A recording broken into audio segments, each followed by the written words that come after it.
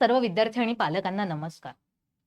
NASA किंवा इस्रो यासारख्या अंतराळ संशोधन केंद्रामध्ये जर तुम्हाला भेट द्यायची असेल, तुमच्या पाल्यांना जर भेट द्यायची असेल, तर त्याकरिता पुणे जिल्हा परिषदेतर्फे आणि आणखीन काही जिल्हा परिषदा आहेत की ज्यांच्यातर्फे एक परीक्षा घेण्यात येत असते आणि त्या परीक्षेमध्ये या विद्यार्थ्यांना नासाला आणि इस्रोला फ्री ऑफ कॉस्ट म्हणजे कुठलाही खर्च न करता विद्यार्थ्यांना तिथे भेट देता येते. याकरिता आपण एक बॅच घेऊन आलेलो आहोत. या बॅच मध्ये आपली सर्व तयारी जी आहे या एक्झाम साठीची सर्व तयारी कंप्लीट करून घेण्यात येणार आहे. त्याच्यानंतर नियमित सराव चाचण्या होणार आहेत. अनुभवी शिक्षकांकडून विद्यार्थ्यांना मार्गदर्शन होणार आहे. लेक्चर जे आहेत आपले लाईव्ह आणि रेकॉर्डेड आहेत. रेकॉर्डेड लेक्चर्स तुम्ही विद्यार्थी त्यांच्या सोयीने नंतर कधीही बघू शकतात. विद्यार्थ्यांना डाऊट सॉल्व्हिंगसाठी आपण वेगळे नंतर सत्र देणार आहोत. तसंच विद्यार्थ्यांचं समुपदेशन आणि पालकांसोबत सुद्धा आपण मीटिंग्स ज्या आहेत त्या घेणार आहोत. या बॅच बद्दलची जर तुम्हाला आणखी माहिती हवी असेल तर 8983345857 या नंबरवर कॉल करा, म्हणजे तुम्हाला बॅच संदर्भातली बाकीची माहिती सुद्धा लक्षात येईल. तर ही जी बॅच आहे या बॅच मध्ये जर आपण बघितलं, नासा आणि इस्रो या संशोधन केंद्रांना भेट देण्यासाठी त्या जिल्हा परिषदेकडनं एक परीक्षा घेण्यात येते. त्या परीक्षेसंदर्भात ही बॅच आहे. मग आता ही जी परीक्षा आहे या परीक्षेमध्ये कशा पद्धतीचे प्रश्न येतात ते आपण आज बघणार आहोत. गणिताचे कशा पद्धतीचे प्रश्न येतात, विज्ञानाचे प्रश्न तुम्ही ऑलरेडी बघून झालेले आहेत. जर तुम्ही आतापर्यंत विज्ञानाचे प्रश्न बघितले नसतील तर आरती मॅडमांनी आपले विज्ञानाचे प्रश्न युट्यूबला घेतलेले आहेत. त्यांचे व्हिडिओ नक्की आवर्जून बघा तुम्ही, जेणेकरून तुम्हाला विज्ञानाचे प्रश्न कसे आले आहेत ते पण लक्षात येईल. तर आपण गणिताचे प्रश्न बघूयात. गणिताच्या प्रश्नांमध्ये a rectangular playground is 60 metre long and 30 meter wide. A pathway of 2.5 meter width goes all around the ground. Outside it, this path is to be paved outside the playground along its boundary. Using the tiles 25 centimeter and 20 centimeter inside, how many such tiles will be required? ठीक आहे, तो प्रश्न आपल्याला काय सांगतोय की एक आयताकृती खेळाचं मैदान दिलेलं आहे आपल्याला. त्याची लांबी आहे 60 मीटर आणि रुंदी आहे 30 मीटर. मग आता या 60 बाय 30 चं हे जे ग्राउंड आहे या ग्राउंडच्या बाजूला, बाहेरच्या बाजूला, ठीक आहे, मैदानाच्या बाहेरील बाजूने आउटसाइड सांगितलंय ना, आउटसाइड आहे, 2.5 मीटर रुंदीचा एक मार्ग तयार करायचा. हा बघा, हा वाला जो मार्ग आहे ना, हा अशा पद्धतीने 2.5 मीटरचा रुंदी असलेला एक मार्ग तयार करायचा आहे. आता हा जो मार्ग आहे या मार्गाला टाइल्स लावायच्या आहेत. ठीक आहे, मग आता ह्या ज्या टाइल्स बसवायच्या आहेत ह्या टाइल्सची साईज काय आहे, 25 बाय 20 सेंटीमीटर. मग अशा एकूण किती टाइल्स लागतील अशा पद्धतीचा हा प्रश्न आहे. ठीक आहे, मग आता साधा सोपा आपण विचार करूयात की कसं हे सॉल्व्ह करता येईल. तर याला सॉल्व्ह करण्याच्या दोन पद्धती आहेत. ठीक आहे, पहिली पद्धत काय आहे, पहिली पद्धत आहे की आपल्याला बाहेरचा जो चौरस आहे त्या बाहेरच्या चौरसाचं म्हणजे हा वाला जो चौरस आहे याचं क्षेत्रफळ काढायचं, याचा एरिया काढायचा आणि आतला जो चौरस आहे त्या आतला जो आयत आहे त्या आयताचं क्षेत्रफळ काढायचं. ठीक आहे, दोघांचं क्षेत्रफळ काढून त्या क्षेत्रफळांची वजाबाकी करायची. म्हणजे कशी करणार ती आता आपण म्हणूयात याला A1, याला नाव देऊयात A1, याला नाव देऊयात आपण A2. ठीक आहे, तो A1 आणि A2, मग याच्यामध्ये आपण काय करणार, A2 मायनस A1. ठीक आहे, मग आता हे कसं होणार बघूयात बरं. A2 चा काय येणार आहे, हा सॉरी A1 चा काय येणार आहे, A1 चा बघूयात आपण 30 आणि 60. ठीक आहे, तो 30 गुणिले 60 जर आपण केलं तर त्याचं येतं 1800. ठीक आहे, 30 गुणिले 60 आपण केलं तर ते किती येत आहे, साधा सरळ आपल्याला माहिती आहे 30 × 60, 30 × 60 इज इक्वल टू 1800. ठीक आहे, 6 त्रिक 18 आणि हे 2 शून्य जसंच्या तसे. ठीक आहे, आता इथे मात्र काय होईल, इथे मात्र बघा काय होत आहे, हा इकडच्या बाजूने 2.5 मीटर वाढलाय, इकडच्या बाजूने 2.5 मीटर वाढलाय, बरोबर. म्हणजे हे जे 30 होतं, हे जे उलट झालंय का इथे, हे 60 असायला पाहिजे आणि हे 30 असायला पाहिजे. ठीक आहे, काही एवढं खूप काही फरक पडत नाही, 60 आणि 30 एवढं आपल्याला माहिती. ठीक आहे, तर आता जर आपण म्हणूया की हा 60 जो आहे 60 मध्ये इथे 2.5 ऍड झाले, इथे 2.5 ऍड झाले, बरोबर. म्हणजे मग तो टोटल किती होणार, ते होणार 65. आणि ह्या 30च्या बाजूने जर आपण विचार केला तर इकडे 2.5 ऍड झाले, इकडे 2.5 ऍड झाले, म्हणजे हे किती झाले, 35 झाले. ठीक आहे, मग आता जर तसं आपण बघितलं तर 65 गुणिले 35 हे किती होतात, 2275. आता मी तुम्हाला सांगितलं की A2 मधनं आपल्याला A1 मायनस करायचं. A2 चं किती आलंय, 2275 आलंय, वजा यातनं आपण काय केलं, 1800 वजा केले. ठीक आहे, म्हणजे मग किती आला एरिया. आता हा एरिया कसला मिळाला आपल्याला, हा जो पेव्हमेंट आहे, हे ज्या आजूबाजूचं पेव्हमेंट टाकलेलं आहे, या पेव्हमेंटचा आपल्याला एरिया जो आहे तो एरिया मिळालाय. तो एरिया किती आहे, 475 मीटर स्क्वेअर. ठीक आहे, 475 मीटर स्क्वेअर, 475 मीटर स्क्वेअर हा एरिया आपल्याला मिळाले. आता हा जो 475 मीटर स्क्वेअरचा एरिया आहे,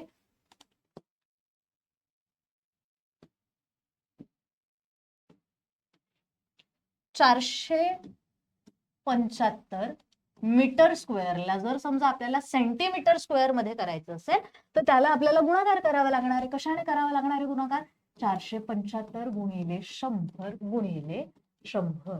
मीटर स्क्वेअर आहे ना, मीटर स्क्वेअर आहे म्हणून मग आपल्याला मीटरने 2 वेळा करावा लागणार आहे. एकदा मीटर म्हणजे हा झाला, एकदा मीटर म्हणजे हा झाला, बरोबर. मग हे होणार किती, 4750000. ठीक आहे, सेंटीमीटर स्क्वेअर. ठीक आहे, हा काय आला आपला पेव्हमेंटचा एरिया आला. आता पेव्हमेंटचा एरिया आपण काढल्यानंतर आपल्याला टाइल्स जे आहे, टाइल्सचा एरिया किती आहे ते बघूयात आपण. टाइल्स किती दिलेले आहेत आपल्याला, टाइल्स दिले 20 गुणिले 25च्या, बरोबर. मग 20 गुणिले 25 किती होतात, 500 होतात. 20 गुणिले 25 किती होतात, 500 सेंटीमीटरचा वर्ग. आता आपल्याला प्रश्न काय, प्रश्नामध्ये आपल्याला विचारलेले की किती किती टाइल्स एकूण वापरलेल्या आहेत. ठीक आहे, किती टाइल्स वापरलेल्या आहेत, हा एरिया ऑफ टाइल्स काढून घेतला आपण. मग आता नंबर ऑफ टाइल्स ज्या वेळेला आपल्याला काढायचे असतात, नंबर ऑफ टाइल्स म्हणजे काय,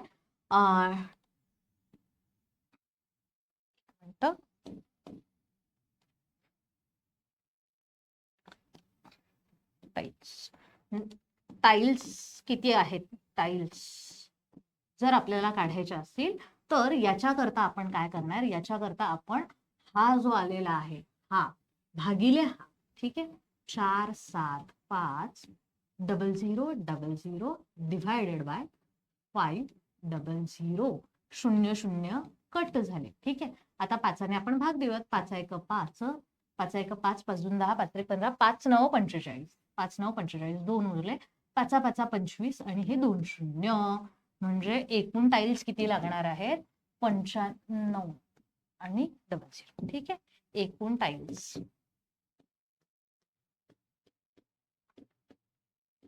एकूण टाइल्स किती लागतात आपल्याला, 9500 टाइल्स ज्या आहेत त्या लागणार आहेत. ठीक आहे, पुढचा प्रश्न बघूयात आपण लगेच. बाह्य त्रिज्या 7 सेंटीमीटर असलेल्या गोलाकार टायर एका सरळ रेषेत एक फेरी पूर्ण करतो. टायरचा मध्यबिंदू P ने कापलेले अंतर किती. ठीक आहे, साध्या सोप्या भाषेमध्ये सांगायचं झालं तर there is a tyre, there is one tyre, त्या टायरची बाह्य त्रिज्या म्हणजे ही इथून इथपर्यंत, ह्या सेंटर पासून इथपर्यंत हे जे आहे हे किती आहे, हे आहे 7 सेंटीमीटर. ठीक आहे, आणि आता त्याने एक फेरी मारली, ह्या टायरने अशी गोल एक फेरी मारली म्हणजे काय होणार, हा असा असा असा हळूहळू चालायला लागला, हा फिरतोय फिरतोय फिरतोय आणि त्याने एक फेरी पूर्ण केली. ठीक आहे, तर त्याने किती अंतर कापले म्हणजे काय, साध्या सोप्या भाषेत आपल्याला काढायचंय सर्कम्फरन्स. ठीक आहे, सर्कम्फरन्स म्हणजे काय, परिघ काढायचा आहे. आता वर्तुळाच्या परिघाचा फॉर्म्युला काय आहे, 2πr. वर्तुळाच्या परिघाचा फॉर्म्युला अतिशय सोपा आहे, 2πr. पायची किंमत आपल्याला कायम लक्षात असते, circumference is equal to 2 into pi into R. पायची किंमत असते 22/7, 2 इंटू 22/7 इंटू आरचा 7. ठीक आहे, रेडियस किती आहे, 7 आहे, त्रिज्या किती आहे, 7 आहे. मग आता याच्यामध्ये हा 7 आणि हा 7 कट झाला, बरोबर. उरले काय, 2 गुणिले 22 म्हणजे 44 सेंटीमीटर. मीटर कशामध्ये दिलेलं आहे ते चेक करून घ्यायचं, सेंटीमीटर, सेंटीमीटर मध्ये दिलेलं आहे. सर्कम्फरन्स इज इक्वल टू 44, म्हणून मग आपलं उत्तर काय आलं, 44 सेंटीमीटर. परिघ किती आला, 44 सेंटीमीटर. ठीक आहे, इझी आहे हे गणित, अतिशय इझी वालं होतं. मागचं गणित मात्र थोडंसं कठीण होतं. आता हे गणित बघूयात आपण. हे गणित पण तसं बघायला गेलं तर थोडंसं कठीण आहे. ठीक आहे, या गणितामध्ये त्यांनी काय सांगितलेलं आहे, तर एक रेक्टँगल दिलेला आहे आपल्याला, PQRS. ठीक आहे, आता हा जो PQRS रेक्टँगल आपल्याला दिलेला आहे, या PQRS च्या रेक्टँगल मध्ये यांनी काय सांगितले, 3 सेंटीमीटर रुंदी, याची जी रुंदी आहे म्हणजे ही जी आहे ही किती आहे, ही आहे 3 सेंटीमीटर. ठीक आहे, 3 सेंटीमीटर इज ब्रेड. ठीक आहे, एका कॉर्नर मधनं त्यांनी त्याला फोल्ड केला आणि तो फोल्ड केल्यानंतर हा जो फोल्ड केलेला पार्ट आहे हा आला त्यांचा 5 सेंटीमीटर. ठीक आहे, मग आता इथे आपण काय करणार, इथे आपण पायथागोरसचं सूत्र वापरणार आणि CS काढून घेणार. ठीक आहे, आता इथे आपण काय देऊयात, bye Pythagoras, bye Pythagoras theorem. ठीक आहे, पायथागोरसच्या प्रमेयानुसार. ठीक आहे, पायथागोरसचं प्रमेय काय सांगतं, कर्णाचा वर्ग बरोबर उंचीचा वर्ग अधिक बेसचा वर्ग. ठीक आहे, मग आता याच्यामध्ये पाया वर्ग बघा, कर्ण काय आहे यांचा, कर्ण आहे CR, CR चा वर्ग बरोबर उंचीचा वर्ग दॅट इज युअर RS चा वर्ग अधिक तुमच्या पायाचा वर्ग म्हणजे CS चा वर्ग. ठीक आहे, hypo square is equal to height square plus base square. ठीक आहे, मग आता CR चा वर्ग आपल्याकडे नाहीये, तो आपल्याला काढायचा आहे. RS काय आहे, RS आहे तुमची 3, 3 चा वर्ग अधिक सॉरी CS नाही CR आहे आपल्याकडे, CR आहे 5 चा वर्ग अधिक CS चा वर्ग. मग आता टाका किमती, जर आपण टाकत गेलो 5 चा वर्ग, 5 चा वर्ग बरोबर 3 चा वर्ग अधिक CS चा वर्ग, असं ना, CS असं ना, CS. ठीक आहे, बघा आता हा इकडे 3 चा वर्ग इकडे बेरजेला, इकडे जाऊन तो काय होईल, वजा होईल. मग 5 चा वर्ग वजा 3 चा वर्ग बरोबर CS चा वर्ग. 5 चा वर्ग किती असतो 25, 3 चा वर्ग असतो 9, CS चा वर्ग जसंच तसं लिहिणार, हे येणार तुमचं 16 बरोबर CS चा वर्ग. आता 16 कसला वर्ग आहे, 16 आहे तुमचा 4 चा वर्ग बरोबर. मग उत्तर काय येणार 4. CS किती आलं 4, CS आलं तुमचं 4. ठीक आहे, आता इथे आपण लिहून घेऊ, हे किती आलं 4 आलं, 4 आलं. ठीक आहे, आता इथे जर आपण विचार केला, ठीक आहे, इथे काय बघा, हा एवढा पार्ट आपल्याला काढून टाकायचा. यांनी कसला एरिया विचारलेला आहे, एरिया आपल्याला विचारलेला आहे QRCP, हा एवढाच एरिया विचारलेला आहे. मग हा याचा एरिया जर आपण विचारात घेतला तर तो काय येतोय, समलंब चौकोन येतोय, ट्रॅपेझॉइड येतोय. ठीक आहे, ट्रॅपेझॉइड येतोय. मग आता ट्रॅपेझॉइड मध्ये आपल्याला कळालेलं आहे की ही बाजू 4 आहे, ही बाजू किती आहे 4, ह्या दोन्ही बाजू मिळून किती होत आहेत 8 होत आहेत. ठीक आहे, या दोन्ही बाजू मिळून काय होतात 8 होतात. ट्रॅपेझॉइडचा एरिया काढायचा जर असेल आपल्याला तर त्याचा फॉर्म्युला आहे 1/2 समांतर बाजूंची बेरीज गुणिले उंची. ठीक आहे, sum of parallel sides into height. इथे आता हे जे खाली वर असं दिसतंय ना, हे फक्त मराठी आणि इंग्लिश साठी केलेलं आहे. ठीक आहे, याचा फॉर्म्युला काय आहे, याचा फॉर्म्युला आहे area is equal to 1/2 into sum of parallel side, sum of parallel side into height, into height. Okay, area क्षेत्रफळ बरोबर 1/2 समांतर बाजूंची बेरीज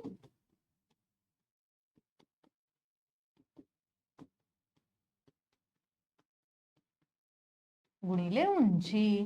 किमती टाका बरं. आता इथे समांतर बाजू काय काय होतात, इकडे बघा, समांतर बाजू कुठल्या झाल्या 8 आणि 4 ह्या एकमेकींना कशा आहेत, समांतर आहे. ठीक आहे, उंची किती आहे 3 आहे.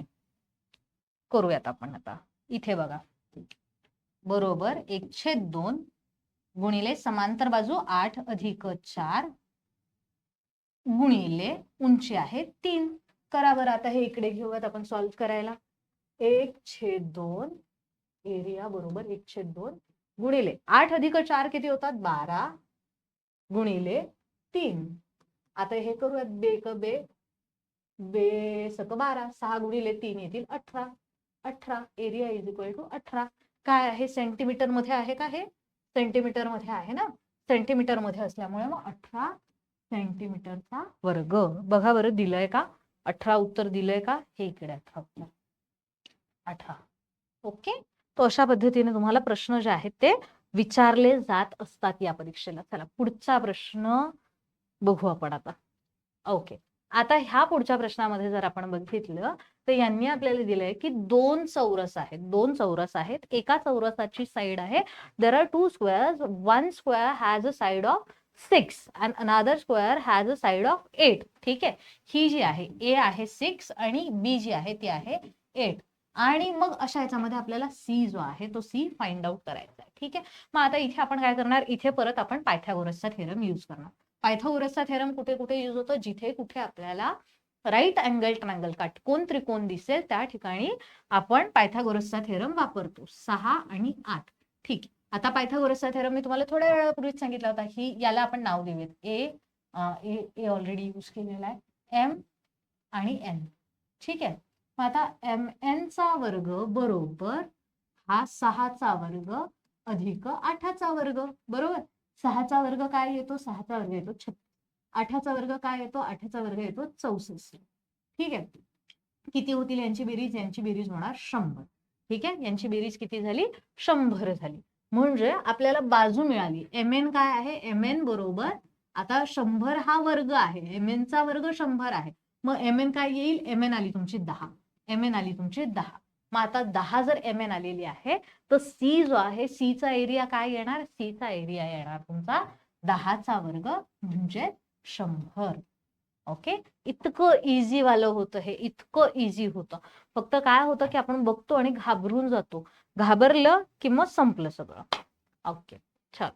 पुढचा प्रश्न. आता हा प्रश्न बऱ्यापैकी थेरॉटिकल क्वेश्चन आहे. थेरॉटिकल क्वेश्चन म्हणजे काय, की बऱ्याचदा आपल्याला सॉल्व्ह करताना असं वाटतं की अरे हा खूप कठीण असेल किंवा बापरे एवढा मोठा प्रश्न वाचायचा, पण मुळात प्रश्न सोपे असतात. ठीक आहे, मग आता हे सोपे कशावरनं असतात वाचूयात आपण. काय सांगतायत हे, की एका पिझ्झा शॉपला आपण जाऊन भेट दिलेली आहे. ठीक आहे, प्रश्न वाचताना लक्षात ठेवायचं, शांत डोक्याने प्रश्न वाचायचा आहे, कारण ऍप्लिकेशन बेस्ड क्वेश्चन तुम्हाला विचारले जाणार आहे.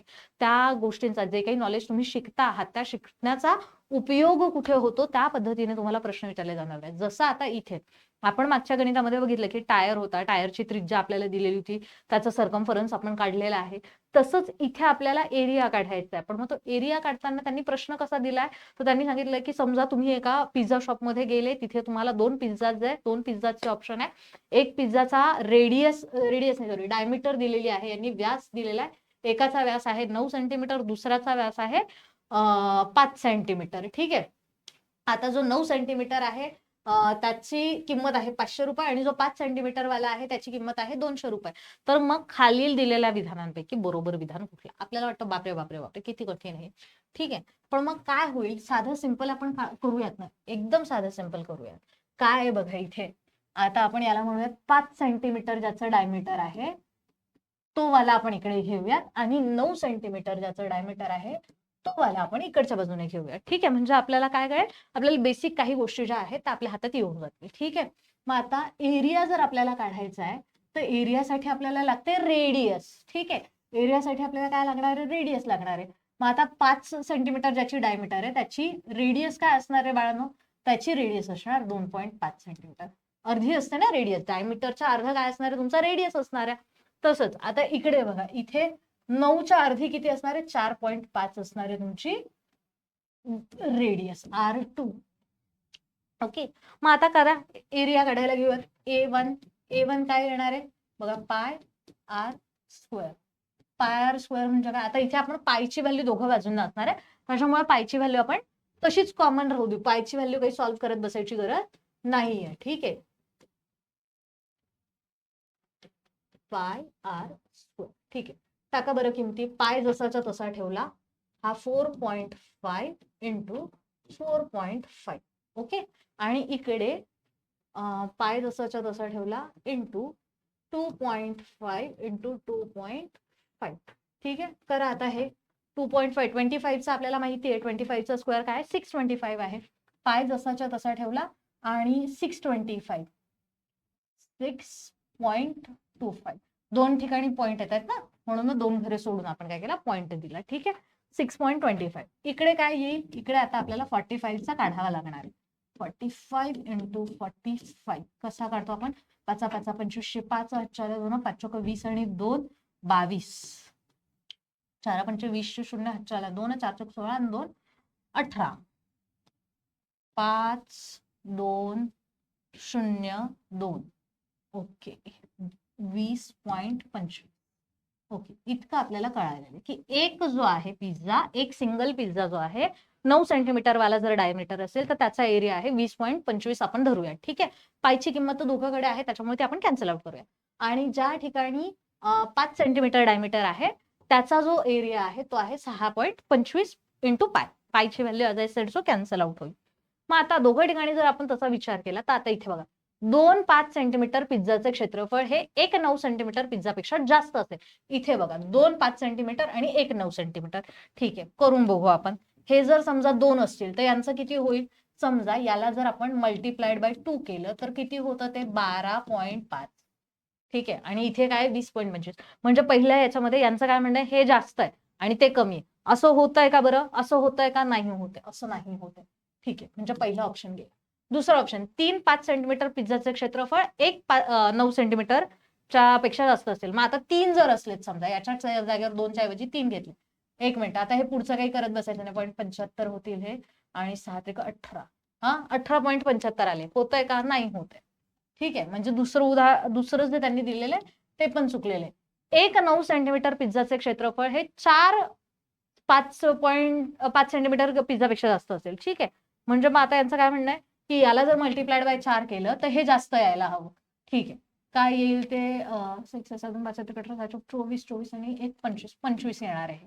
25 हे 20 पेक्षा मोठे होत आहेत, बरोबर?